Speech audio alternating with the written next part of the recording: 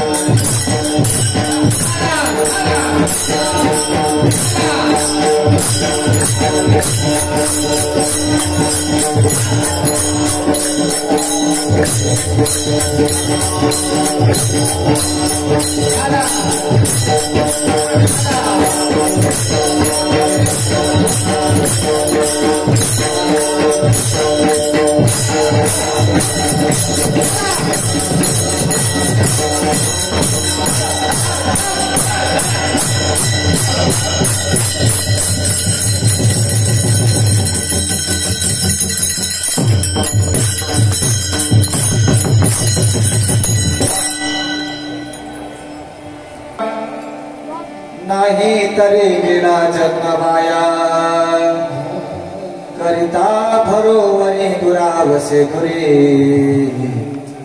भवाचे पुरे वाहवसे काही न लगे एक भावची कारण काही न लगे एक भावची कारण तुका मन्यान विठोबाचे करिता बरोबरी दुरावसे दुरे भवाचे पुरे वाहवसे समचरण सरोजम सांद्र निलंबुदा जगन्निहित पाणी मंडन मंडनान तरुण तुलसी माला कंधरम कंजनेत्रम सदैधवलहसं श्री विठ्ठलं चिन्तयामि पांडुरंग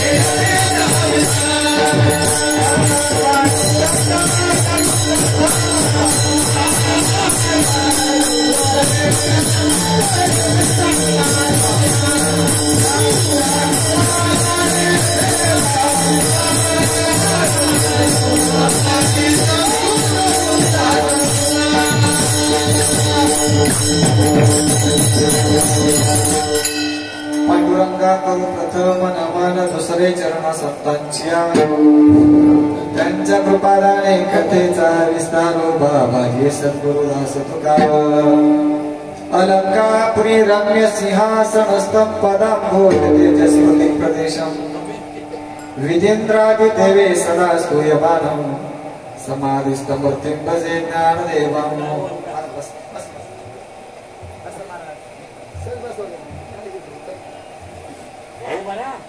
अलंकापुरी रम्य सिंहासनस्थं पदाम्भोज तेजस्वती प्रदेशम् विदिन्द्रादिदेवे सदा स्तूयमानं समाधिस्थमूर्तिं भजे ज्ञानदेवम्। ओम नमो ज्ञानेश्वरा करुणाकरा दयाळा तुमचा अनुग्रह लादलो पावन झालो चराचरे। मी कला कुसरी काहीच नेते बोलतो वचन अति भाविका तुमचा अनुग्रह लादलो पावन झालो चराचरे। एका जनार्दनी तुमचा दास त्याची आस पुरवावी तुमचा अनुग्रह लादलो पावन झालो चराचरे।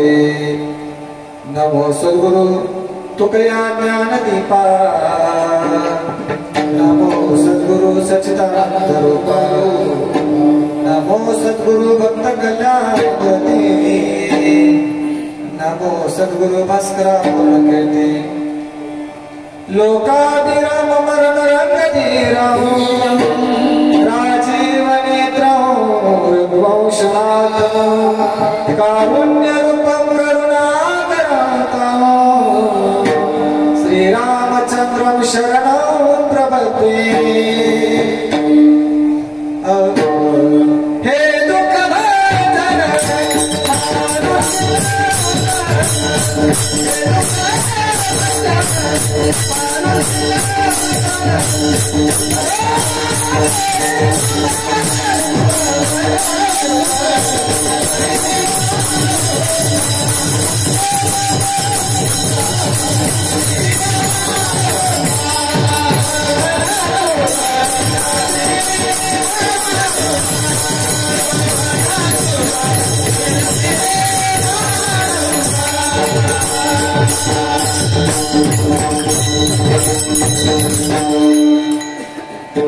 माझा प्रभुना मुखी बोला बोला जय श्रीराम। सेवेला भी सेवक झालो तुमच्या लागलो निज चरणा आहो स्वामी तुकया देवा यावेळी न करावा अभेर। प्रस्तुत करतो संगीत कीर्तन रूपी सेवेकरता निवडलेला अभंग पंचम वेद निर्माते श्रीमंत श्री जगद्गुरु तुकोबार यांचा तीन चरणाचा उपदेश प्रकरणातील हा गोड अभंग आहे।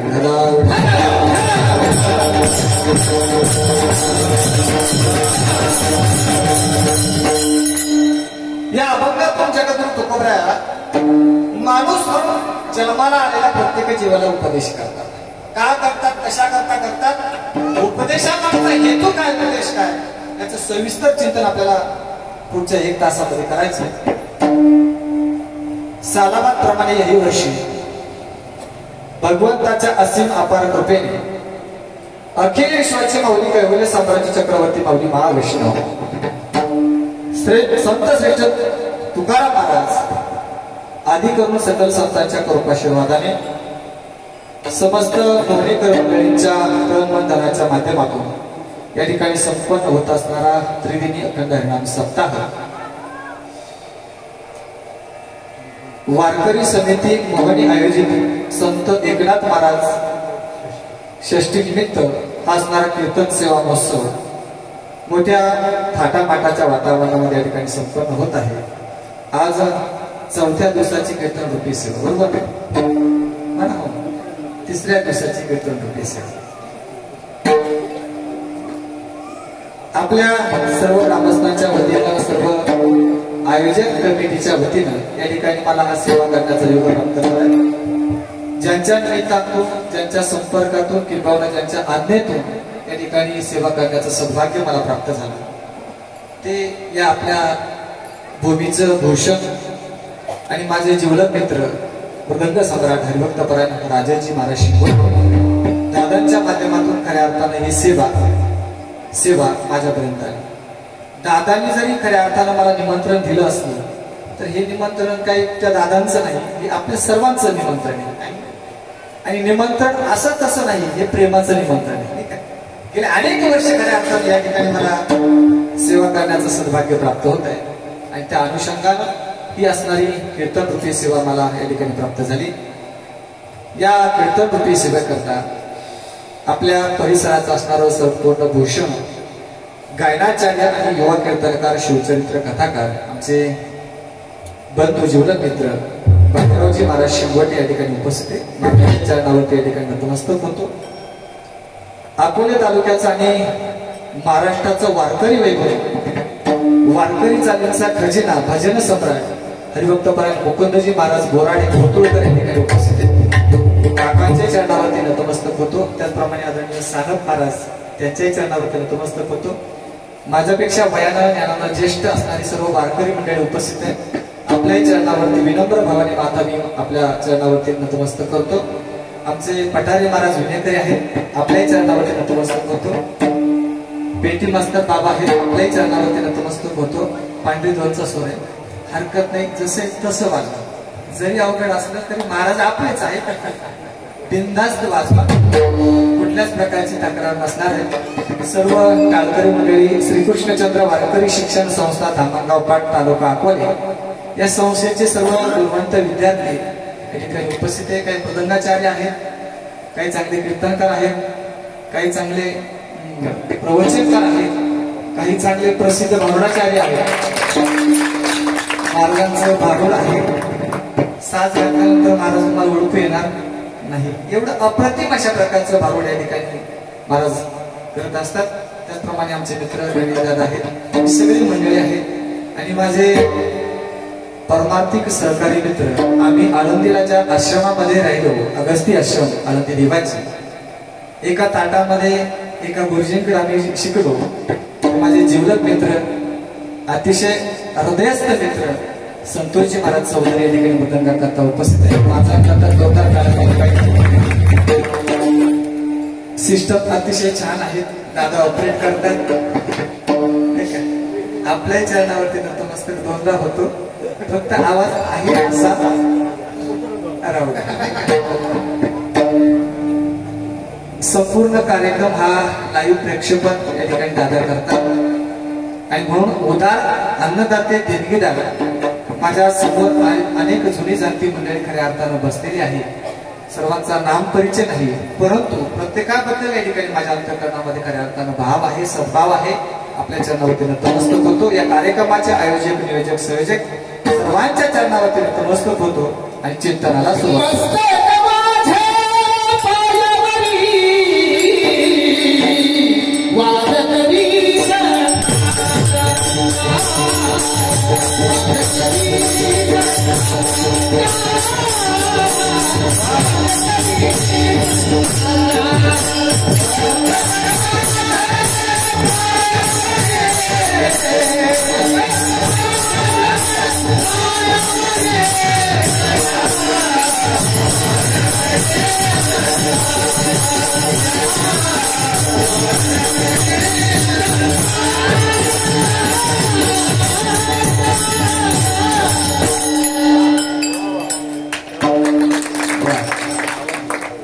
सगळा येऊन उजळून आलेला आहे आणि खरं तर सांगू का, माझी पहाटे 4 पर्यंत तुम्हाला सोडायची इच्छा आणि म्हणून का म्हणे माझं घडव त्यांची सेवा परी माझ्या दैवात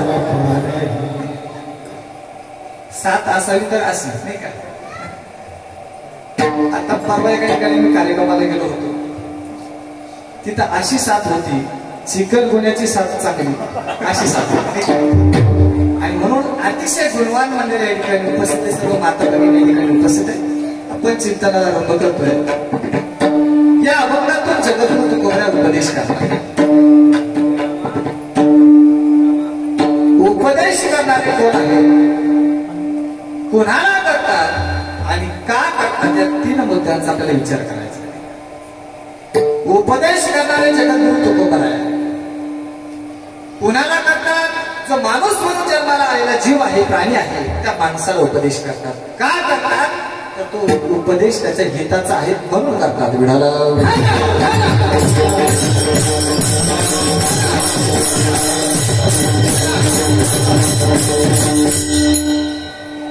जगद्गुरु तुकोबरे आपल्याला उपदेश करतात. जो माणूस म्हणून जन्माला आलेला आहे ना त्याला जगद्गुरु तुकोबरे उपदेश करतात. ऐका, लक्षपूर्वक ऐका.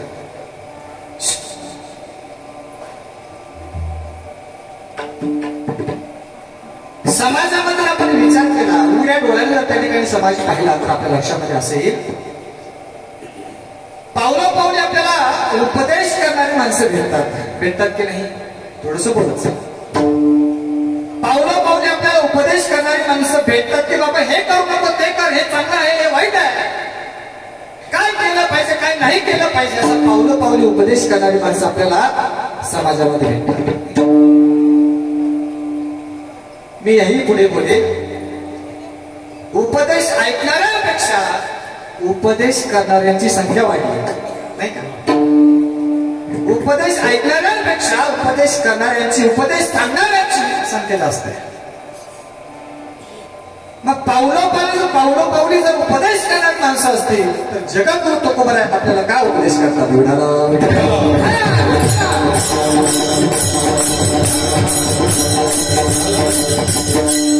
अनेक उदाहरण मी आपल्या डोळ्यासमोर आणून देईल. पावलोपावलीला उपदेश करणारी माणसं भेटतात. जगद्गुरु तुकोबरे आपल्याला उपदेश करतात, याच्यामध्ये काही नवल नाही. आपल्या घरामध्ये आपण जर विचार केला तर बायको सुद्धा नवऱ्याला उपदेश करते का नाही? करते. काय? मला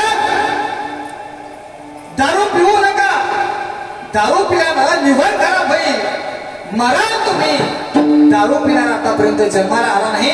ज्याने दारूच्या ग्लासला हात लावला, दारूने त्याच्या इस्टेटीचा नायनाट केला, दारूने त्याच्या मुलाबाळांचं शिक्षण दिलं, दारूने त्याची आबरू केली, दारूने त्याची समाजामध्ये इज्जत केली. मला तुमच्या पाया पडते, दारू पिऊ. बायको नवऱ्याला उपदेश करते की नाही? पण पिणारी माणसं काय ऐकतात असं नाही. बायकोने केलेला उपदेश हा चांगला आहे, हिताचा आहे का अहिताचा आहे? बोला ना. आता तुम्ही बोलत चला, फार काय सिरियस होऊ नका. महाराज आपलेच नाही का? बायकोने नवऱ्याला केलेला उपदेश चांगला आहे का वाईट आहे? महिला मंडळी तुम्ही सांगा. बोला ना. चांगला आहे. मग तो चांगला उपदेश त्या माणसानं ऐकावा का न ऐकावा? काय इच्छा आहे तुमची? ऐकावा नाही का? ऐकावा. पण तरी सुद्धा माणसं ऐकतात असं नाही. पण खरं सांगू का, आपलं जर हित होत असेल, आपलं जर कल्याण होत असेल तर एखाद्या लहान मुलानं सुद्धा 60 वर्षाच्या आजोबाला केलेला उपदेश हा ऐकला पाहिजे. एखादा 60 वर्षाच्या आजोबा पारावरती जर तंबाखूला चुना लावून त्या ठिकाणी मरत असेल आणि 10 वर्षाच्या लेकरांना सांगितलं ना, बाबा 60 वर्ष वय झाले तुमचं, तरी सुद्धा तुम्ही व्यसन करता, तंबाखूला कर्करोग होतो, कॅन्सर होतो, आणि म्हणून तंबाखू खाणं वाईट आहे, तंबाखू खाऊ नका. लहान मुलाचा उपदेश आहे, पण चांगला आहे का वाईट आहे? बोला. ऐकावा का न ऐकावा? लहान मुलाने करू द्या, बायकोला करू द्या, तो जर हिताचा असेल ना तर तो उपदेश ऐकला पाहिजे.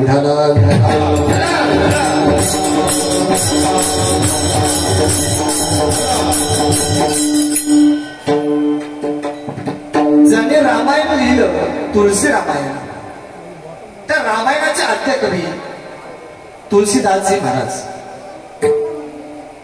सत्संगतीमध्ये काही काळ घालवला, तारुण्यामध्ये लग्न झालं आणि लग्न झाल्यानंतर तुळशीदासजी महाराजांचं जे काही वैवाहिक जीवनाला सुरुवात झाली, त्या वैवाहिक जीवनामध्ये, त्या प्रपंचामध्ये एवढे गुंग झाले, त्यांचं बायकोवरती एवढं प्रेम जडलं की ती जर बायको एक दिवस जरी माहेर न गेली तर तुळशीदास महाराजांना कर्मेनासं व्हायचं. कर्मधर्म संयोगानं एक दिवस काही सणाच्या निमित्तानं तुळशीदास महाराजांची बायको रत्नमाला माहेरला गेली. माहेरला गेल्याच्या नंतर त्या ठिकाणी निघून गेली. सायंकाळ झाली, मध्यरात्र झाली, पण तुळशीदासांना मात्र चैन पडला. रोज त्या ठिकाणी बायकोच्या सहवासीचे गोड गोड त्या ठिकाणी बोलणं ऐकायची सवय लागलेली होती. पण तुळशीदासजी महाराजांना काय रात्र जाईना, मध्यरात्र झालेली आहे. तुळशीदासजी महाराज एकदाच घेऊन घ्या. अजिबात वळवळ करायची नाही, देह जाऊ अथवा फक्त मला ताण लागले तर मी पाणी पिईल.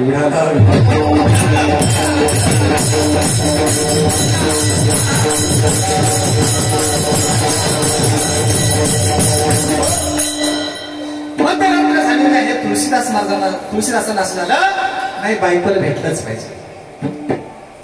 गावाच्या बाहेर आले, गंगा वाहत होती. पैलतीराला कसं जायचं हा विचार डोक्यामध्ये त्या ठिकाणी येत होता. तेवढ्यामध्ये एक लाकडाचा ओढका आहे असं त्यांना वाटलं आणि काहीतरी वाहत येते त्याच्यावरती बसले आणि पैलतीराला गेले. गावामध्ये प्रवेश केला, सासरवाडीच्या गावामध्ये प्रवेश केला. मजल्यावरती त्या ठिकाणी रत्नमाला राहत होती. तुळशीदासजी विचार करता आता घरच्या माणसांना कसं उठवायचं, सासरकडच्या माणसांना कसं उठवायचं, वरती कसं जायचं हा विचार करत असताना त्याच्या लक्षामध्ये आलं काहीतरी त्या ठिकाणी लोंबकाळताना दिसतंय, काहीतरी त्या ठिकाणी दिसतंय. दोर आहे असं समजून त्या दोराला पकडून वरती गेले आणि दरवाजा वाजला. मध्यरात्र झालेले, दरवाजा वाजला. रत्नमाला जागी झाली, दरवाजा उघडला. पाहता तर मालक. तिला मोठं आश्चर्य वाटलं. एवढी मध्यरात्र झालेली आहे, मुसळधार पाऊस पडत आहे, नदीला पूर आलेला आहे. अशा अवस्थेमध्ये सुद्धा माझे पतिदेव मला भेटण्याकरता आले. विचारलं का आला? तुळशीदासजी म्हणतात मला तुझ्या वाचून करते ना म्हणून तुला भेटण्याकरता. पण नदीला तर पूर आला होता, मी वरती राहतो, तुम्ही आलात कसे? तुळशीदासजी म्हणतात मला माहित आहे तुझं माझ्यावरती जीवापाड प्रेम आहे. तुला माहित होतं की येणार आहे आणि मला वरती चढण्याकरता तू दोर त्या ठिकाणी सोडून ठेवला होता. त्या दोराला पकडून मी वरती आलो. तिने कंदील घेतला आणि जाऊन पाहिलं तो दोर नव्हता तर तो होता विषारी साप. त्या सापाला पकडून त्या ठिकाणी तुळशीदासजी आले होते. हाताला पकडलं. पैलतीने कसे आले मला सांगा. हाताला पकडलं, घेऊन गेले, नदीच्या किनाऱ्यावरती गेले. कंदील त्या ठिकाणी लावून पाहिला, लाकडाचा वडका नव्हता, एक प्रेत त्या ठिकाणी वाहत येत होतं आणि त्या प्रेतावर बसून तुळशीदासजी पैलतीराला आले होते. मग त्या ठिकाणी बायकोने उपदेश केला, महाराज नाचक्या पुसक्या देहा करता, या देहावरती एवढी आसक्ती, तुमची माया, एवढं प्रेम करता ना, याच्यातलं थोडंसं प्रेम जर प्रभू रामचंद्रावरती जर तुम्ही केलं ना तर मर्यादा पुरुषोत्तम प्रभू रामचंद्र तुम्हाला दर्शन दिल्याशिवाय राहणार. तुळशीदासांनी तो बायकोचा उपदेश मनावरती घेतला, अंतकरणामध्ये घेतला आणि तुळशी रामायणाची निर्मिती झाली. विढाला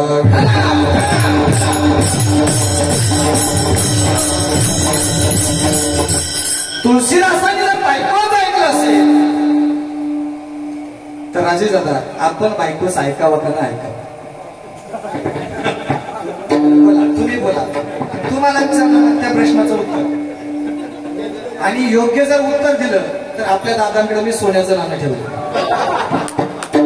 योग्य उत्तराला माझा प्रश्न असा आहे, बायकोचं ऐकावं का नाही ऐकावं? बोला. नाही तुम्ही बोला. बर, दादांचं कन्फ्युजन आहे, ऐकावं का नाही ऐकावं? बसलेल्यापैकी सगळ्या मंडळींना मी हे प्रश्न विचारतो, बायकोचं ऐकावं का नाही ऐकावं? बरं जाऊ द्या. अजून माझा दुसरा प्रश्न आहे, या ठिकाणी बायकोचं ऐकत नाही ते बोटवर का?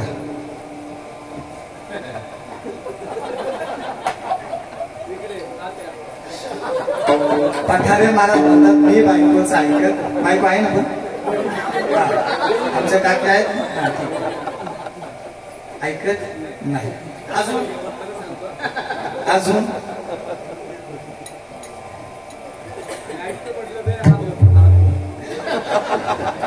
नाही, एक हात वर का ऐकतात का नाही ऐकतात?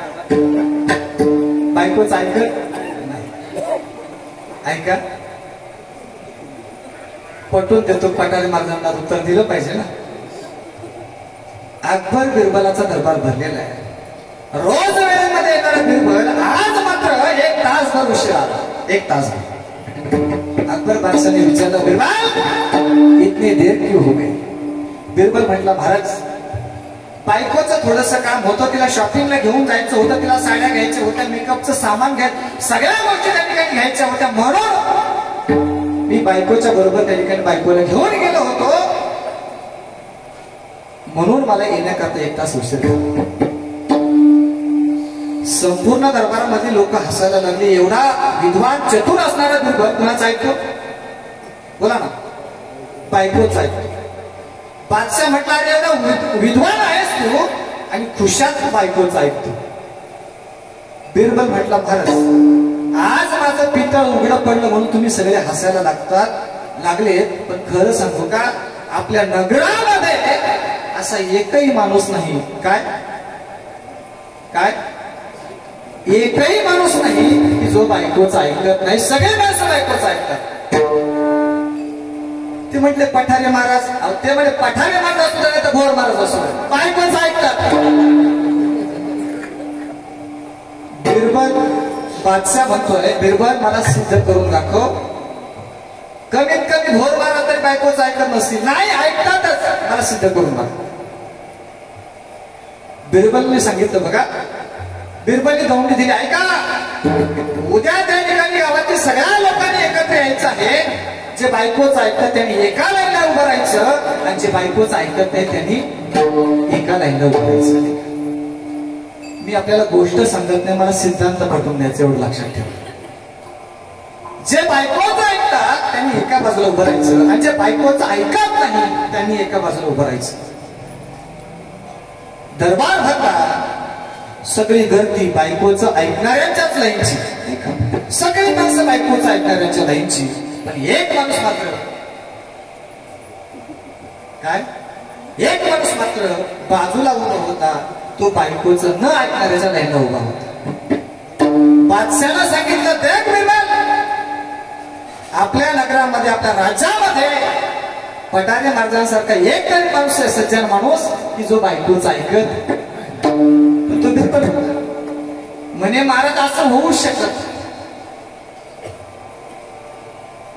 अरे पण तो बिरबल त्या ठिकाणी तो व्यक्ती बायकोचं न ऐकणाऱ्यांच्या लाईनला उभा आहे. बिरबल त्याच्या जवळ गेले, म्हणजे का हो दादा, ही जी लाईन आहे ना, भली मोठी लाईन, ही बायकोचं ऐकणाऱ्यांची लाईन आहे, नाही का? तुम्ही ज्या लाईनीमध्ये उभा आहात ना, ती लाईन आहे बायकोचं न ऐकणाऱ्यांची लाईन. खरं सांगा, तुम्ही बायकोचं ऐकता का नाही? तू म्हटलं, असं काय नाही, मी पण बायकोच ऐकतो. बिरबल म्हटलं, मग मूर्ख आहेस का तू?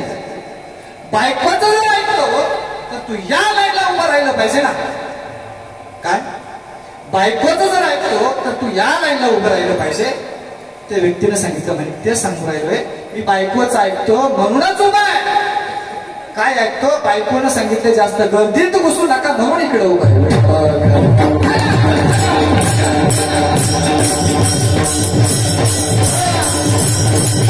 असं समाजामध्ये एकही व्यक्ती नाही की जो बायकोचं ऐकत नाही. स्वर्ण मृग पाहिला, हरीनं पाहिलं, मर्यादा पुरुषोत्तम प्रभू रामचंद्राला त्या मृगाच्या मागे धावावं लागलं. कुणाच्या सांगण्यावरून? बोला ना. देवाला सुद्धा बायकोचं ऐकावं लागतं, नाही का? मग आपल्याला काय बायको सुट्टी देणार आहे का? ऐकावंच लागेल. पण ऐका, उपदेश कोणी करू द्या, लहानाने करू द्या, मोठ्याने करू द्या, स्त्रीने करू द्या, पुरुषाने करू द्या, उपदेश जर आपल्या हिताचा असेल तर तो ऐकला पाहिजे, नाही का? पहिलं वाक्य आपल्या पुढे मांडलं होतं, समाजामध्ये पावलं पावलं उपदेश करणारी माणसं भेटतात, पण तरी सुद्धा समाजामध्ये परिवर्तन का होत नाही?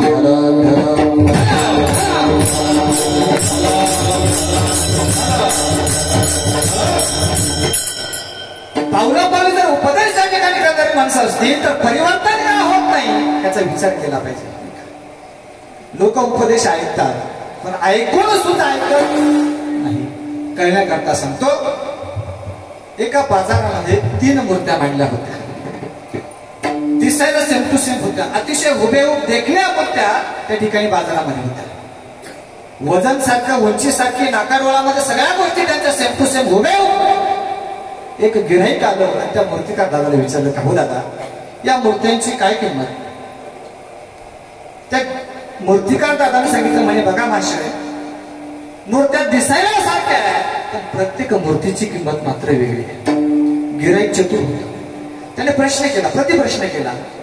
दिसायला मूर्त्या सारख्या आहे पण प्रत्येकाची किंमत भिन्न आहे. बरोबर की दिसायला मूर्त्या सारख्या आहे पण प्रत्येकाची किंमत वेगळी का. त्या मूर्तिकार दादाने सांगितलं दिसायला मूर्त्या सारख्या आहे पण प्रत्येकाचा स्वभाव वैशिष्ट्य वेगळा आहे म्हणून यांची किंमत वेगळी वेगळी. ही 1 नंबरची मूर्त आहे ना याची किंमत आहे 1000. 2 नंबरची मूर्त आहे तिची किंमत आहे 2000 आणि तिसरी जी मूर्त आहे तिची किंमत आहे 3000 रुपये. काय बदल आहे, काय वैशिष्ट्य आहे त्या मूर्त्यांचं मला जरा सांगा. त्या मूर्तिकार दादाने काय केलं, एक गवताची काडी उचलली, पहिल्या मूर्तीच्या जवळ आले, ती काडी घेतली, उजव्या कानामध्ये काडी टाकली, त्या मूर्तीच्या उजव्या कानामध्ये काडी टाकली आणि उजव्या कानामध्ये टाकलेली काडी डाव्या कानातून बाहेर पडली. मूर्तिकार दादाने सांगितलं या मूर्तीची किंमत आहे 1000 रुपये. तीच काडी उचलली, दुसऱ्या मूर्तीच्या जवळ गेले, उजव्या कानामध्ये काडी टाकली, ती काडी मात्र कानावाटे बाहेर पडली नाही तोंडावाटे बाहेर पडली. मूर्तिकार दादाने सांगितलं या मूर्तीची किंमत आहे 3000, 2000. तीच काडी उचलली, तिसऱ्या मूर्तीच्या जवळ गेले, तिसऱ्या मूर्तीच्या कानामध्ये काडी टाकली पण ती काडी कानातून बाहेर पडली नाही तोंडातून बाहेर पडली नाही, ती काडी पोटामध्ये गेली.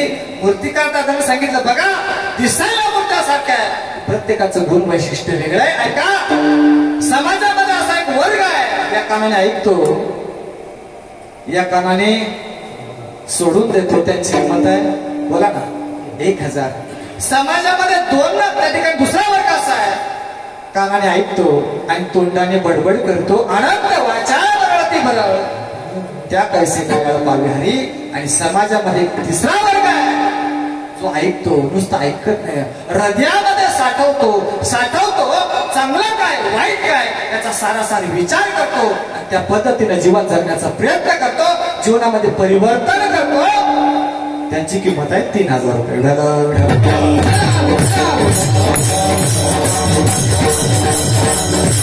तुम्ही म्हणत असाल पावलं पाऊल जर उपदेश करणारी माणसं आहे परिवर्तन का होत नाही त्याचं महत्वाचं कारण आहे तो उपदेश आपण ऐकतो पण ऐकत नाही.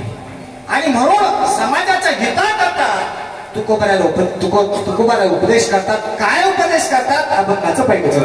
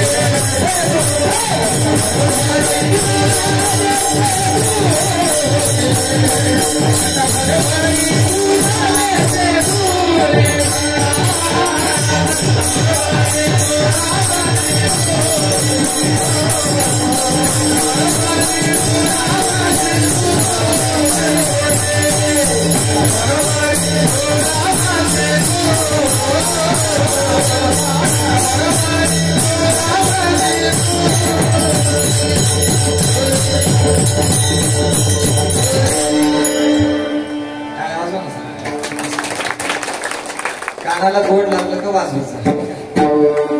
तुम्ही टाळ्या वाजवल्या की मी समजेल आमचं चाललेलं व्यवस्थित चालेल.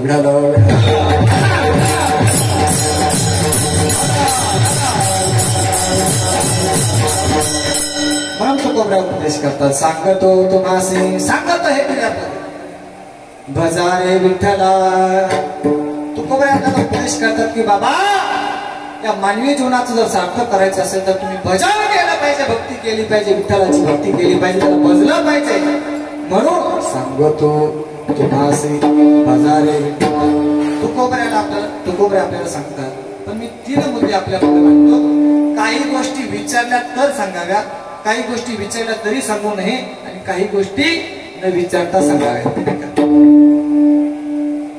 राहिलं का त्यांना? काही गोष्टी विचारल्या तर सांगाव्या. एखादा 2 व्यक्तींचा जमिनीचा व्यवहार चालू आहे नाही का, जुळत नसेल, आणि जर एखाद्या चांगल्या माणसाने त्या ठिकाणी सल्ला मागितला असेल तर सज्जन माणसाने विचारलं तर सल्ला द्यावा. काही गोष्टी विचारल्या तरच सांगाव्या नाही का. काही गोष्टी न विचारल्या तरी सांगाव्या. काय? काही गोष्टी न विचारल्या तरी सांगाव्या. रस्त्याने एक आंधळा मनुष्य चालला होता. खड्डा होता. दुर्दैवानं तो आंधळा असल्यामुळं, सोदास असल्यामुळं तो आंधळा मनुष्य खड्ड्यामध्ये पडला. जवळची मंडळी धावत आली. अरे अंध व्यक्ती खड्ड्यामध्ये पडला, त्याला बाहेर काढ. मग त्या ठिकाणी ते चर्चा करू लागले. अरे ही अंध व्यक्ती आहे नाही का, पुढे खड्डा दिसत नाही का, कुणीतरी सांगायला पाहिजे होता. तिथे एक व्यक्ती होता. तो म्हणजे मी पाहिलं होतं. आंधळा मनुष्य आहे, रस्त्यामध्ये खड्डा आहे, तो पडला हे मी पाहिलं होतं. लोकांनी विचारलं तर पाहिलं होतं, मग तू सांगितलं का नाही? पडण्याच्या अगोदर सांगितलं का नाही? तो सुपीक डोक्याचा होता, त्याने मला कुठे विचारलं नाही का. आता ज्याला खड्डा दिसत नाही त्याला माणूस दिसला असता तर खड्ड्यात पडला असता का? काही गोष्टी विचारल्या नाही तरी सांगाव्या ऐका. आणि काही गोष्टी विचारल्या तरी सांगू नये नाही का. आता कोणत्या गोष्टी, बऱ्याच गोष्टी त्या अंदरकी बातें राहणार. पण जुन्या काळातला दृष्टांत आपल्या पुढे मांडतो. जुन्या काळामध्ये लग्नाला वराड जायचं नाही का. बदगीचा वराड धामणगावला आला नाही का. बदगीचा नवरदेव आणि धामणगावची नवरी. जमन ना बागायती आहे. जंगल में मंगल. बदगीचा वराड धामणगावला आलं. आता बदगीचं वराड आलं, धामणगावच्या मंडळीने त्यांचं स्वागत केलं नाही का. वराडी मंडळीने मध्ये त्यांचं स्वागत केलं.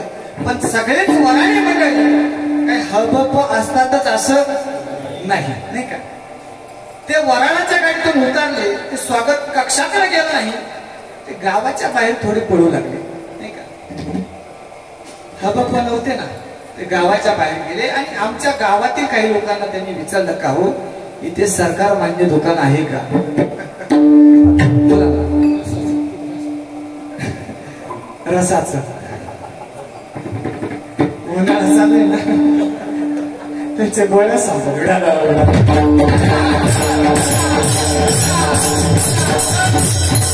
इथे सरकार मान्य दुकान आहे का? धावमन गावातली माणसं सज्जन आहे. मी विचारतो आपल्याला, इथे सरकार मान्य दुकान आहे का? हे विचारल्यावरती खरं बोलावं का खोटं बोलावं, आहे किंवा नाही, काय सांगावं? जरी असेल समजा धामण गावामध्ये तरी सांगावं का? सांगितलं तर ते लग्न वेळेवर लागणार नाही. काही गोष्टी अशा आहेत विचारल्या तर सांगाव्या, काही गोष्टी न विचारता सांगाव्या, आणि काही गोष्टी मात्र न विचारता सुद्धा विचारल्या तरी सांगू नये.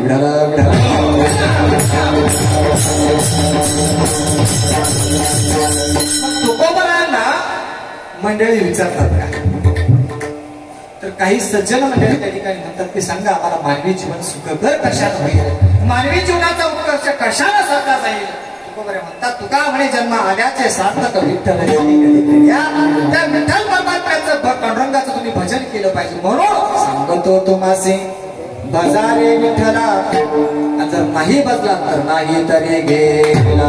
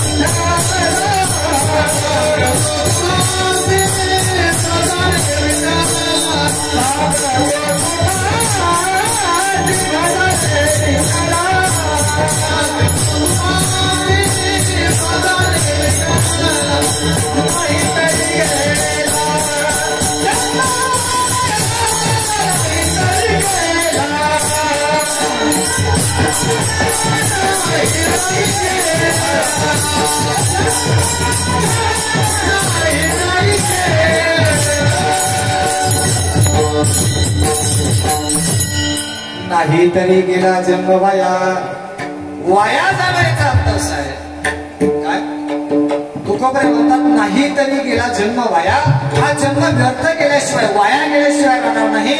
वाया जाणं म्हणजे नक्की काय? जी गोष्ट ज्या कामाकरता आणली ती गोष्ट जर त्या कामाकरता वापरली नाही तर माणसं म्हणतात ती काय झाली, वाया गेली.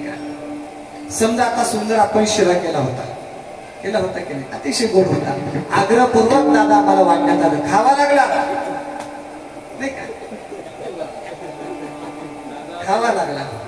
एवढा सुंदर शिरा घेतला, अगोदर घेतच नव्हतं. शिरा अतिशय गोड होता, दादानं म्हटलं आपण अजून घेवा, त्यांनी म्हटलं नाही, आता थांबलं पाहिजे का? एकतर घेत नव्हतं, आग्रहपूर्वक वाढलाय, आणि आता जर पुन्हा मागायला गेलो तर ते म्हणतील हे बिल लाजे, त्याच्यापेक्षा न मागलेलं बरं आहे. तेवढ्या समाधान माना.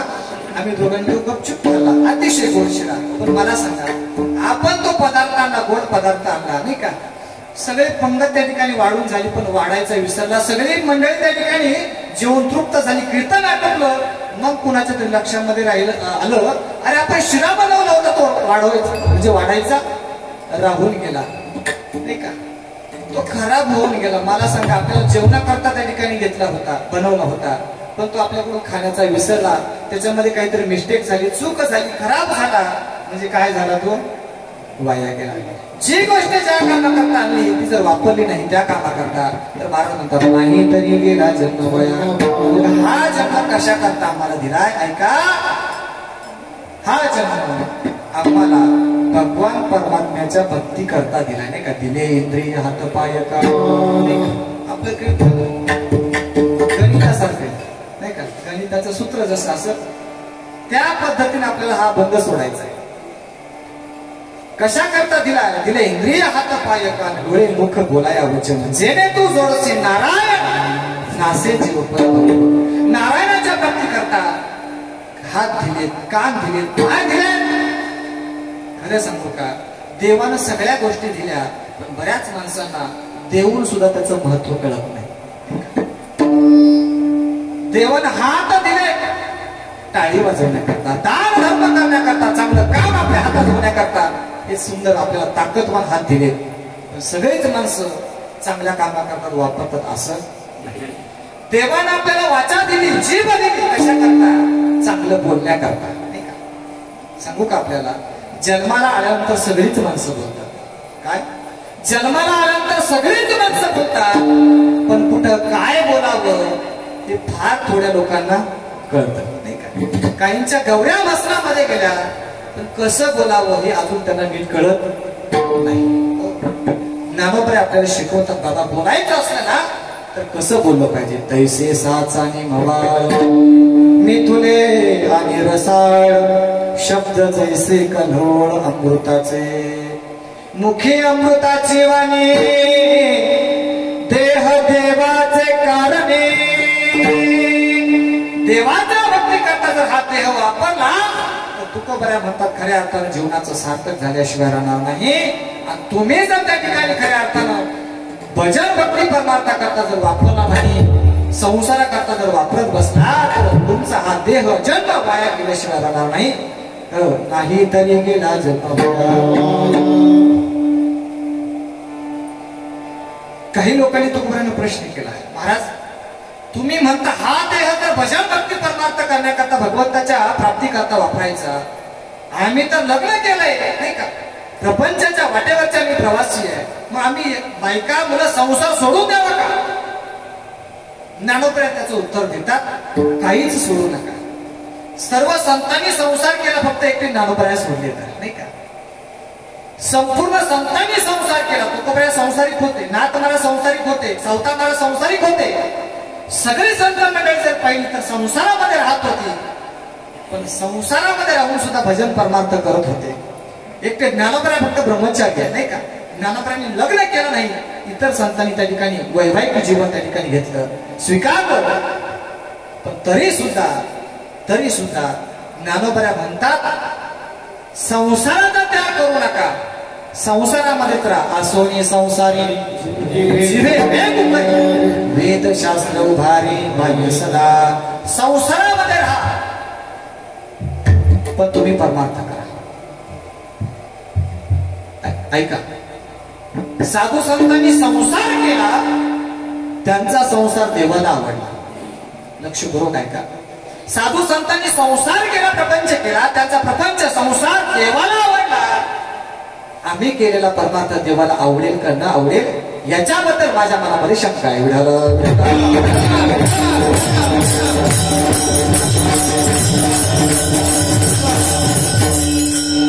तुकोबा संसारामध्ये राहत होते, संसारामध्ये राहून सुद्धा चिंतन मात्र पांडुरंग परमात्म्याचं करत होते, नाही का? आपण देवाच्या जवळ बसतो, देवपूजा करतो, देवाजवळ बसतो, पण चिंतन मात्र संसाराचं करतो, नाही का? जेवढं बारकाईनं आपण प्रपंच करतो तेवढा बारकाईनं आपण परमार्थ करतोच असं नाही. का बरं आपल्याला खऱ्या अर्थानं देवाची भेट होत नाही याचं महत्वाचं कारण आहे, जेवढं प्रेम आपल्या संसारावरती आहे तेवढं प्रेम अजून आपलं देवावरती नाही, परमार्थावरती नाही. हरिपाठ वाचा, सगळ्या प्रश्नांची उत्तर म्हणजे हरिपाठ आहे, नाही का?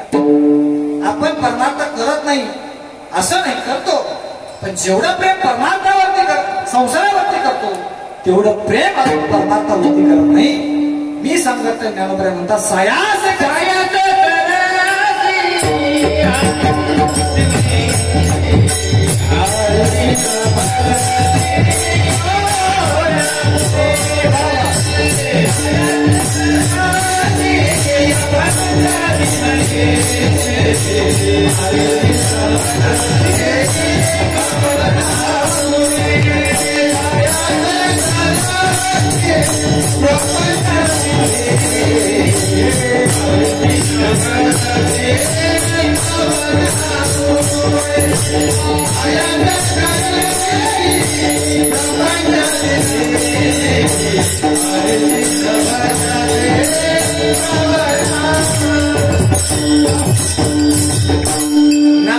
प्रश्न करतात हरिसिंह भजसी कवल्यावर, नाही का? प्रपंच मात्र प्रयत्न पूर्वक करतोय, नाही का? काय सायासे करशी, सायासे म्हणजे प्रयत्नपूर्वक, नाही का? एवढं प्रेम जर आपण प्रपंचावरती करतोय तेवढंच प्रेम जर परमार्थावरती केलं तर देव त्या ठिकाणी आपल्याला खऱ्या अर्थानं प्राप्त झाल्याशिवाय राहणार नाही. पण का होत नाही? जेवढं प्रेम आपण संसारावरती करतोय तेवढं प्रेम आपण परमार्थावरती करत नाही. का? संसार करण्याकरता शरीराची गरज आहे आणि परमार्थ करण्याकरता वृत्तीची गरज आहे, अंतःकरणाची आणि मनाची गरज आहे. आपण कीर्तन मंडपामध्ये बसलोय, आपलं शरीर इथं आहे नाही का? शरीर इथं आहे. जर आपण या मंडपामध्ये बसून चिंतन जर संसाराचं करत असेल तर त्याच्यामध्ये काही उपयोग नाही, त्याच्यामध्ये काही तथ्य नाही. आपण ज्ञानोबा म्हणतात ना, त्रिवेणी संगती नाना चिंत नाही नाना. तुमचं शरीर कुठे याला किंमत नाही, तुमचं मन कुठे याला किंमत आहे का? आतापर्यंत अनेकांनी संसार करण्याचा प्रयत्न केलाय, पण अजूनपर्यंत कुणाचा संसार पूर्ण झाला नाही. इतिहासामध्ये श्रीमंत राजा होऊन गेला, त्याचं वर्णन तुकोबऱ्या करतात. कोटी घरे जेथे काशाणी तांब्याची शुद्ध कांचनाची सप्तकोटी. त्या राजाचं नाव काय? बोला. राजा रावण. त्याने 3 प्रतिज्ञा केल्या होत्या. एक, खारट असलेला समुद्र गोड करेल, सोन्याला सुगंध आणेल आणि स्वर्गात जाण्याकरता पायऱ्या बनवेल, शिडी बनवेल. झाल्या का पूर्ण? प्रपंचामध्ये प्रतिज्ञा कधीच पूर्ण होत नाही. सांगतो आपल्याला, जो कधीच पूर्ण होत नाही त्याचं नाव संसार आहे. आणि ठरवलं वेळेच्या आत पूर्ण करता येतो, त्याचं नाव परमार्थ आहे.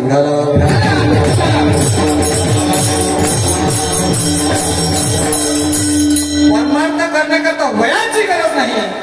बाल वयामध्ये सुद्धा परमार्थ त्या ठिकाणी भगवान परमार्थ प्राप्त करू शकतो. नाही का? ज्ञानोबरायांचं आयुष्य 22 वर्षाचं नाही का? तुकोबरायांचं आयुष्य 42 वर्षाचं. छत्रपती शिवाजी महाराजांचं आयुष्य 51 वर्षाचं. पण ऐका, ही माणसं, ही संत मंडळी फार थोडे दिवस जगले, पण जगले समाजाकरता. आजही ते कीर्ती रूपाने शिल्लक आहे. किती वर्ष जगले याला किंमत नाही, कसे जगले याला किंमत आहे. हो, 5 वर्षाचं वय होतं बाळ ध्रुवाचं. बापाच्या मांडीवरून सावत्रायाने खाली खेचलं. सख्या आईने सांगितलं, तुला बापाची जर मांडी पाहिजे असेल ना, जा देवाकडे, देवाची शरणागती कर. देव तुझ्या त्या ठिकाणी तुझ्यावरती कृपा करील, दया करील, बापाची मांडी मिळवून दे. तो बाळ निघाला. देव कुठे राहतो? आईने सांगितलं जंगलामध्ये. निघाला जंगलामध्ये. जंगलाच्या त्या ठिकाणी रस्त्याने जात असताना नारद महर्षी भेटले. नारद महर्षीने विचारलं, बाळा अरे लहानसा आहे, पायात चप्पल आहे, चाला कुठं? बाळा ध्रुवानं सांगितलं, मला देवाची प्राप्ती करायची. का? सावत्रायाने मला बापाच्या मांडीवरून खाली ओढलंय, मला बापाची मांडी मिळाली पाहिजे आणि बापाची मांडी मिळाली म्हणून मला देव प्राप्त केला पाहिजे, मला देवाची भेट घ्यायची. निघाला. नारद महर्षीने सांगितलं, बाळा देवाच्या भेटी करता निघालाय, चांगली गोष्ट आहे. 5 वर्षाचं तुझं वय आहे, पण जंगलामध्ये देव नाही, वाघ, सिंह, हत्ती राहतात, लांडगे कोले तुला खाऊन ठार मारून टाकतील, जा बघा. बाळ ध्रुवानं सांगितलं, नाही महाराज, आता मी पुढे त्या ठिकाणी निघालोय, परत माघारी जात नाही.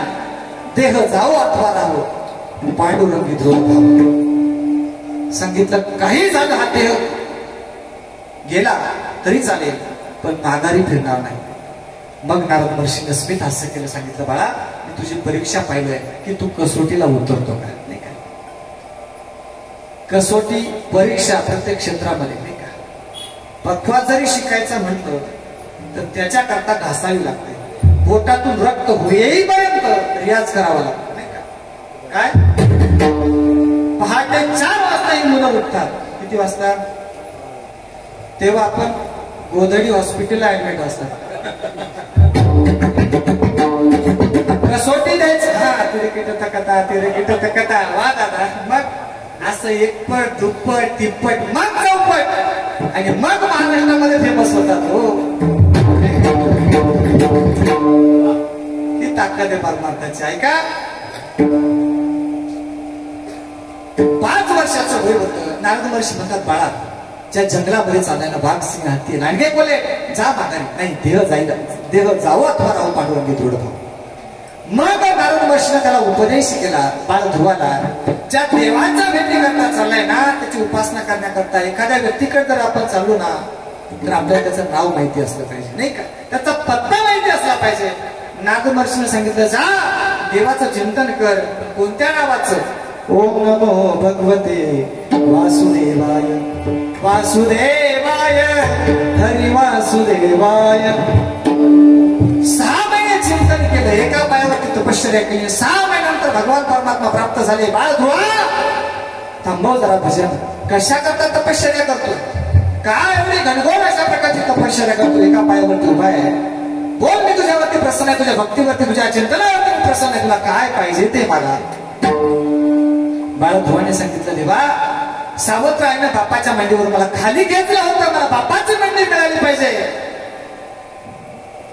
भगवान परमात्मा म्हणतात, अरे बाळ ध्रुवा, तुझ्या बापाची मांडी मागतोय ना, तो बाप एक ना एक दिवस मरणार आहे. काय? तुझा बाप एक ना एक दिवस मरणार आहे. तुला अशा मांडीवरती, अशा ठिकाणावरती बसून ठेवतो, चंद्र सूर्य आहे तोपर्यंत तुला उठ असं तुम्ही म्हणणार नाही. अढळपदी बाळ पैसला ध्रुव, क्षीराचा सागर अढळपद मिळवलं. भगवान परमात्म्याची प्राप्ती केली बाळ ध्रुवानं. कितव्या वर्षी? बोला बोला आता. 5व्या वर्षी. नाही का? आपल्या 5 वर 0 येऊन टेकलाय, पण आपण अजून काही माल घालायला तयार आहे.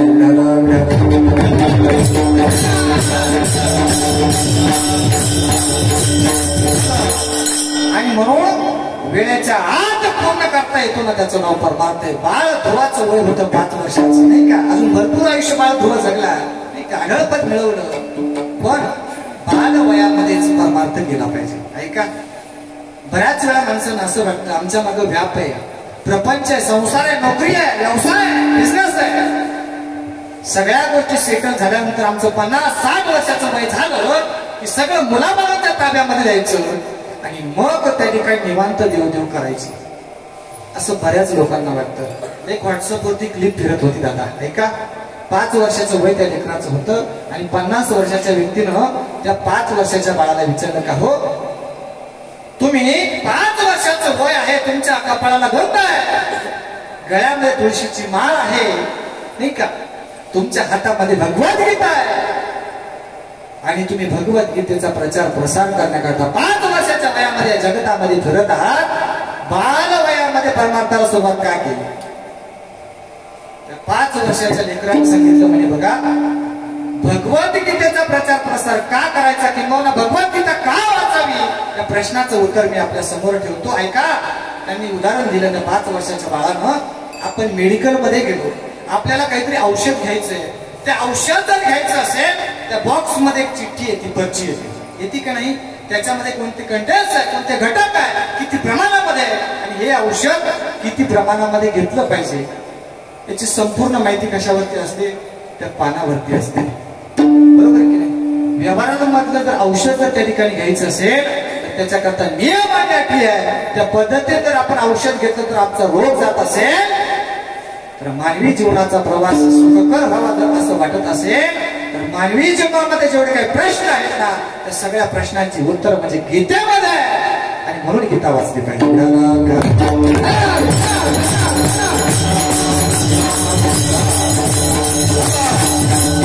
5 वर्षाच्या लेकराला दुसरा प्रश्न केला होता, गीता वाचली पाहिजे हे आम्हाला कळालं, पण तारुण्यामध्ये का वाचली पाहिजे, बाल वयामध्ये का वाचली पाहिजे, किंवा बाल वयामध्ये परमार्थाला सुरुवात का केली?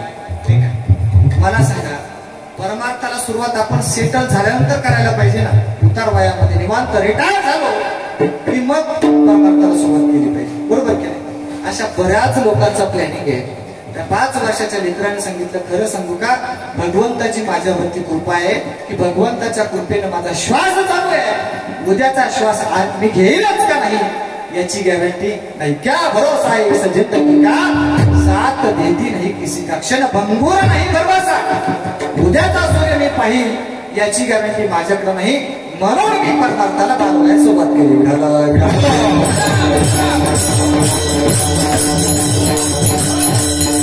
आणि परमार्थ हा तरुणपणामध्ये भाग्यवंत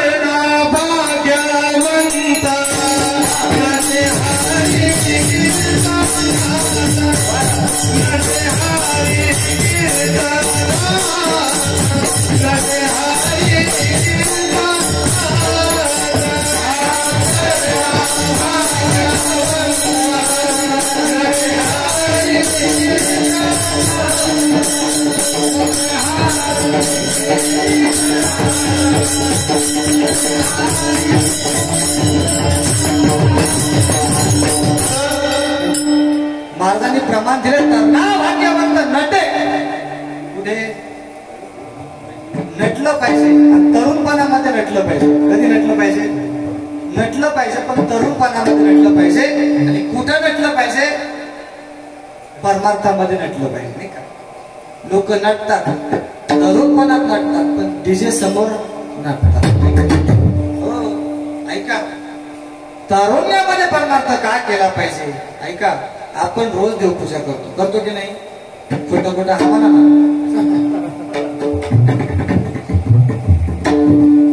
आपण रोज देवपूजा करतो की नाही? आता खोटं बोला म्हणतो. आपण रोज देवपूजा करतो, देवाला स्नान घातलं, गंगा लावला, अक्षरा वगैरे वाहिल्या, दीप प्रज्वलन केलं, आणि देवाला जर आपण फुलं व्हायला घेतली आपण, नाही का? मग फुलं वाहत असताना आपण ताजी वाहतो का सुकलेली वाहतो? पटकन उत्तर द्या, बोला. हा, ताजी फुलं वाहतो. रोजची जर देवपूजा करायची असेल तर शिळी फुलं देवाला आवडत नाही, आणि आपल्याला सुद्धा व्हायला आवडत नाही. देवाच्या जर पूजे करता ताजी फुलं हवी असेल तर मला असं वाटतं देवाचा किंबहुना भक्ती परमार्थ करण्याकरता सुद्धा तारुण्याची गरज आहे, म्हातारपणामध्ये नाही.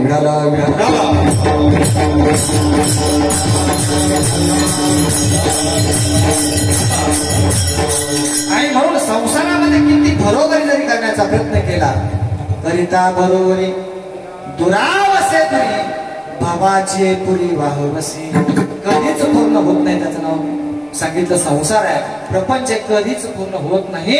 आणि म्हणून किती जरी बरोबरी करण्याचा प्रयत्न केला तरी हा संसार कधीच पूर्ण होत नाही. या संसारावरती त्या ठिकाणी आसक्त होऊ नका.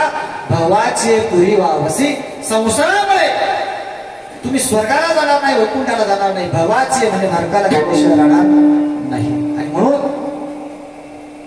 भगवान परमात्म्याची भक्ती केली पाहिजे. प्रत्येकाला वाटतं भक्ती करावी, पण खरं सांगू का, अजून आपले डोळे उघडले नाही. एकदा का डोळे उघडले का मग लोक परमार्थ करण्याकरता लागतात.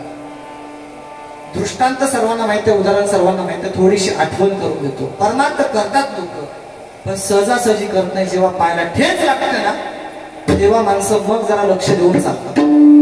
जोपर्यंत आपल्याला ठेच लागत नाही, या संसाराची किंमत कळत नाही, किंबहुना संसाराचं स्वरूप कळत नाही ना, तोपर्यंत आपले डोळे उघडत नाही. मला सांगा, आपण जागे आहोत का झोपलेले आहोत? बोला. बर, मी विचारतो आपल्याला, आपण डोळे झाकलेले आहे का उघडलेले आहे? बोला.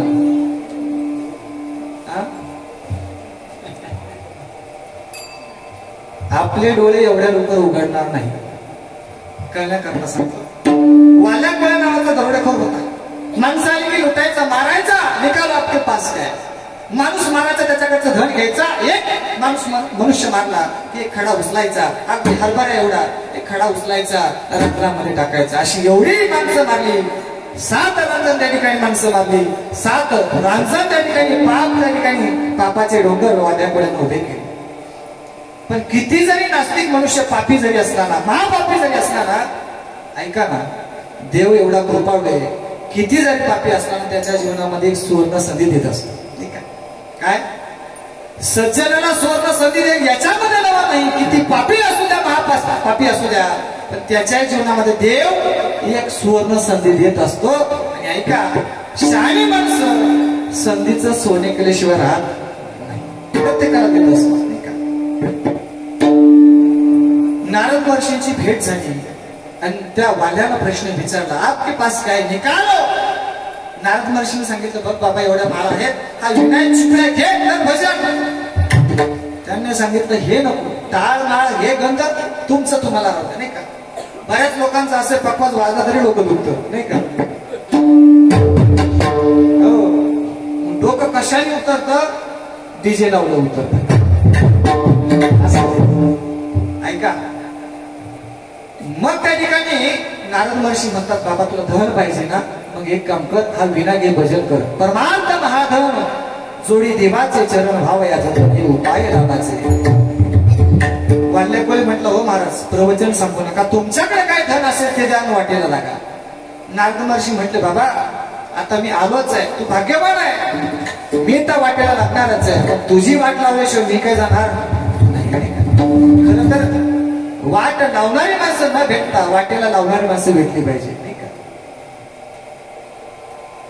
नारद महर्षीला प्रश्न केला, वाल्या करतो कुणा करता. त्याने सांगितलं, हो महाराज मी काय ब्रह्मचारी नाही, मला बायका आहे, मुलं आहे, मायबाप आहे, त्यांचं पालन पोषणाची जबाबदारी माझ्यावरती आहे, संपूर्ण संसाराची जबाबदारी माझ्यावरती त्यांच्याकरता करतो. नारद महर्षीने काय प्रश्न विचारला, बोला सांगा. तू तुझ्या पापामध्ये तुझ्या घरचे वाटेकरी आहेत का. वाल्याकडे म्हटलं, हो महाराज मी एवढं त्यांच्याकरता करतो म्हणजे माझ्या पापामध्ये वाटेकरी असले पाहिजे. जा जरा खात्री कर. आणि कधीतरी माणसानं घरच्या माणसांबद्दल खात्री केली पाहिजे, नाही का. घरी गेला, बायकोला विचारलं बाहेर आहे. बायको धावत पळत बाहेर आली आणि बायकोला प्रश्न विचारला, का ग मी पाप केले, पापाचे महान होतात त्या ठिकाणी उभे केले, एवढं पाप माझ्या डोक्यावरती मस्तकावरती आहे, सांग माझ्या पापामध्ये तू वाटेकरी आहे का. ती वाल्याची बायको होती, ती काय आमच्यासारख्या हबाबाची बायको नव्हती, नाही का. तिच्याकडे सुद्धा सिद्धांत आणि तात्पर्य उदाहरण सगळं होतं, दृष्टांत सगळं होतं.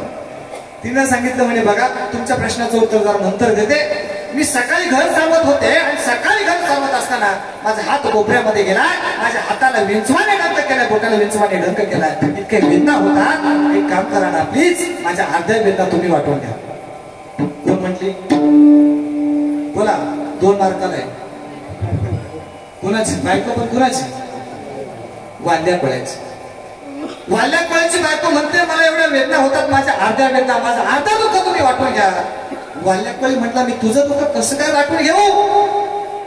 त्या वाल्याच्या बायकोनं सांगितलं, पापाचे जर महान होतं त्या ठिकाणी उभं केले असेल, माझं छोटंसं दुःख जर तुम्ही वाटून घेत नसाल तर तुमचं डोंगरा एवढं पाप आहे, आम्ही त्याच्यामध्ये काही वाटेकरी होणार नाही. मग वाल्याचे डोळे उघडले. काय, मग वाल्याचे डोळे उघडले. तुकोबऱ्या म्हणतात, आपले सुद्धा डोळे उघडतील ना तेव्हा. ऐका, वाल्याची बायको सात्विक होती, तिनं वाल्याचे डोळे उघडले.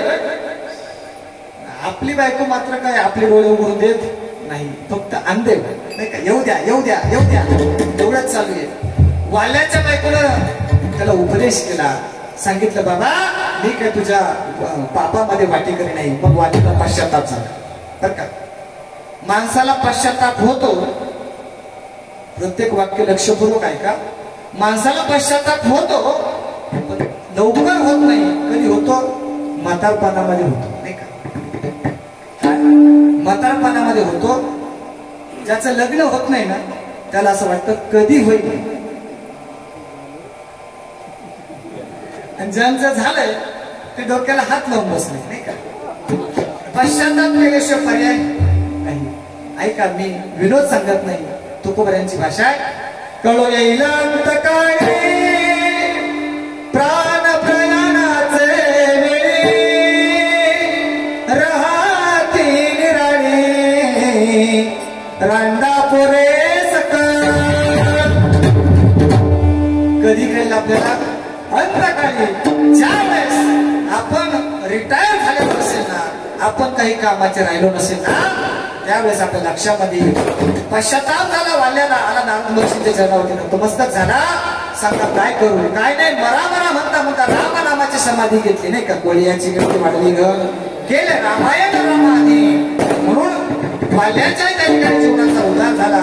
संसारामध्ये होता, पण वाल्मिक त्या ठिकाणी नारद महर्षींची भेट झाली, तर वाल्याचा वाल्मिक झाला. संसारामध्ये राहून सुद्धा परमार्थ करता येतो. करता बरोबरी धुरा वसे दुरी, आवाचे पुरी वाह वसे. पण परमार्थ करत असताना मात्र परमार्थाच्या तळाशी मात्र, भक्तीच्या तळाशी मात्र भाव असला पाहिजे. शेवटचा काही न लगे भावाचे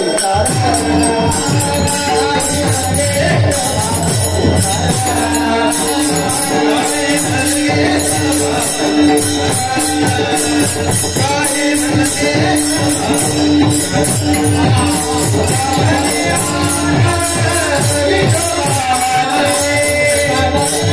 you.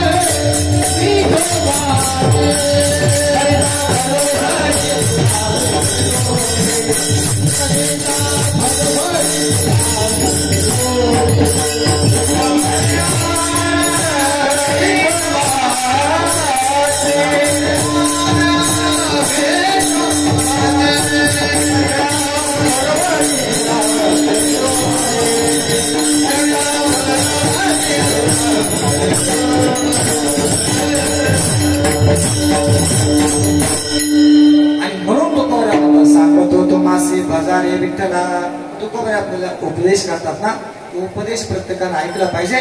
म्हणून सर्व भाविकांनी सगळ्या वारकऱ्यांनी टाळी वाजवून भजन करा.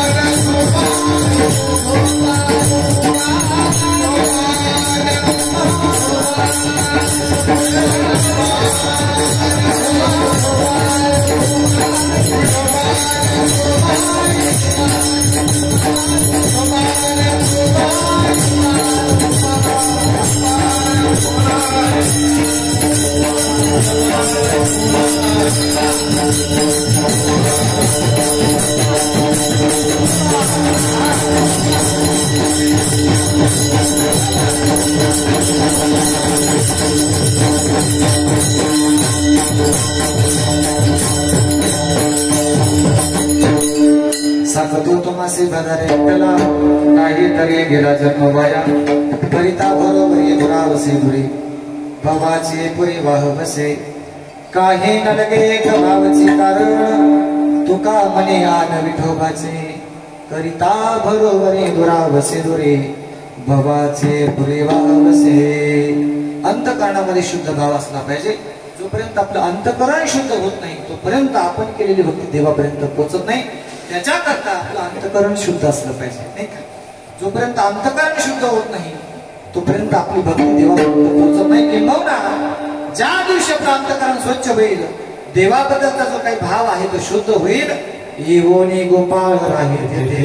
त्याच्याकरता भावाची गरज आहे.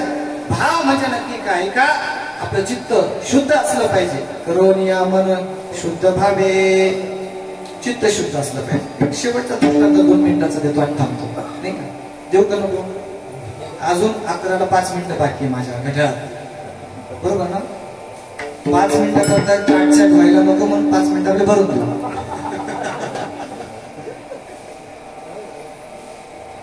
ताटांमध्ये गुळ सुद्धा आहे पण मी खाल्ला सुद्धा नाही. का खाल्ला नाही विसरलं नाही. असाच एकदा आता आम्ही इकडे उतरणार होतो, काका होते बरोबर. सावशी तर मी व्यवस्थित नव्हती आणि सारखा मी गोड खात होतो. जवळजवळ 8-10 किलो गोड मी कीर्तनामध्ये खातो. खोटं सांगत नाही, खरं सांगतो. कीर्तन संपलं, निघालो आपल्या लागाच्या घाटाला गेलो आणि मला सवय अशी आहे, गाडीत बसलो की पहिलं पाकिट उचकून पाहिजे. म्हणजे स्वतःच उचकून पाहिलं. ठरल्यापेक्षा मागं पुढे झालं. लगेच त्यांना फोन लावला, म्हटलं का ठरलं एक आणि तुम्ही मागं पुढे केलं. ते म्हटलं बरोबर केलंय. नाही म्हटलं कमी आहे. ते म्हणे ते गुळाची वजा करून घेतो. म्हणून अशी काटछाट व्हायला नको म्हणून वेळेत आपण थांबणार.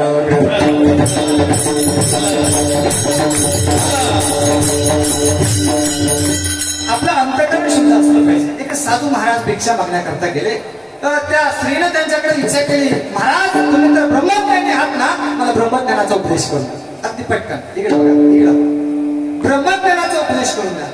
ते साधू त्या ठिकाणी महान होते, तपस्वी होते. त्यांनी सांगितलं, साहेब सहजासहजी ब्रह्मज्ञान त्या ठिकाणी सांगता येत नाही, त्याच्याकरता अधिकारी असावा लागतो, नाही का.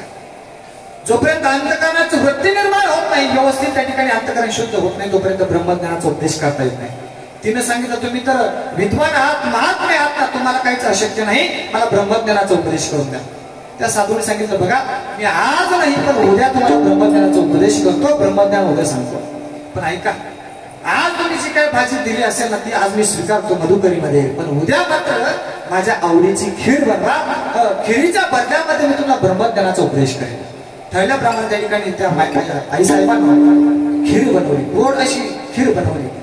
साधू माझा नित्यक्रम आटोपला, देवपूजा आटोपली आणि भिक्षा मागण्याकरता त्या ठिकाणी त्या आईच्या घराजवळ गेले आणि आवाज दिला, भिक्षा देई माई. ती माता माऊली भिक्षा वाढण्याकरता त्या ठिकाणी आली. पण साधू महाराजांच्या हातावर जो कमंडलू होता ना, त्या कमंडलू मध्ये साधू महाराजांनी काय केलं, रस्त्यानं त्या ठिकाणी शेण पडलं होतं, ते शेण उचललं कमंडलू मध्ये टाकलं. काही ठिकाणी चिखल होता तो चिखल घेतला, काही ठिकाणी कचरा होता त्या कमंडलू मध्ये टाकला. असा गलिच्छ कमंडलू घेऊन त्या ठिकाणी साधू महाराज भिक्षा मागण्याकरता गेले. ती माता माऊली खीर वाढण्याकरता आली. तिनं सांगितलं महाराज तुम्ही ब्रह्मज्ञानाचा उपदेश करणार, म्हणजे हो करणार. महाराजांनी सांगितलं अगोदर मला खीर वाढा, मग तुम्हाला ब्रह्मज्ञानाचा उपदेश करतो.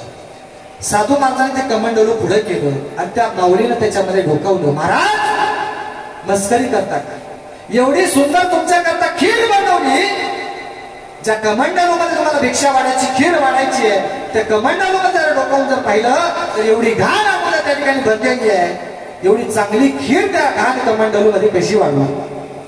साधू महाराजांनी गोड उत्तर दिलं, ऐका.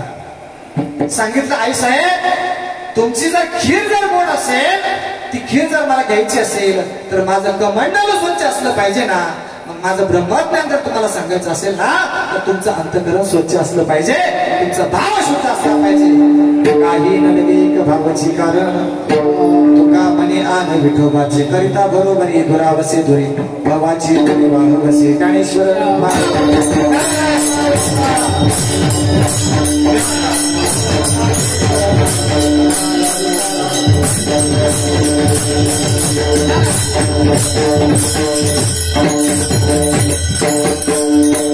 मोठ्या आनंदाने या ठिकाणी हा सप्ताह पार पडत आहे. या कार्यक्रमाचे सर्व आयोजक नियोजन सगळे मंडळी धर्म दानाच्या माध्यमातून या ठिकाणी सहकार्य करतात. असंच आपण सहकार्य केलं पाहिजे. हे धर्माचं कार्य आहे, देवाचं कार्य आहे. आपलं व्यवहारातलं जर कार्य असेल तर आपण पळता भुई त्या ठिकाणी नाही का, पायाला पानं बांधून त्या ठिकाणी पळतो, राबराब राबतो. हे देवाचं कार्य आहे. धर्माकरता जगतो, देवाकरता देतो ना, देव तर हजारो हातांना देतात. हा इतिहास अजून जिवंत आहे आणि म्हणून या कार्याकरता सगळ्यांना दिलं पाहिजे आणि आपलं कार्य आहे असं समजून केलं पाहिजे. देवाच्या कार्यात जर तुम्ही जर उभे राहिलात तर देव तुमच्या बरोबर आयुष्यभर त्या ठिकाणी तुमच्या पाठीमागे उभे राहील. आलिया आघात निवाराया, मागे पुढे उभा राही सांभाळिता. आलिया आघात निवाराया. सर्वांनी अतिशय गोड साथ दिली. सर्वांचं मनपूर्वक आभार मानतो. माझ्या वाणीला पूर्ण विराम देतो. जिथं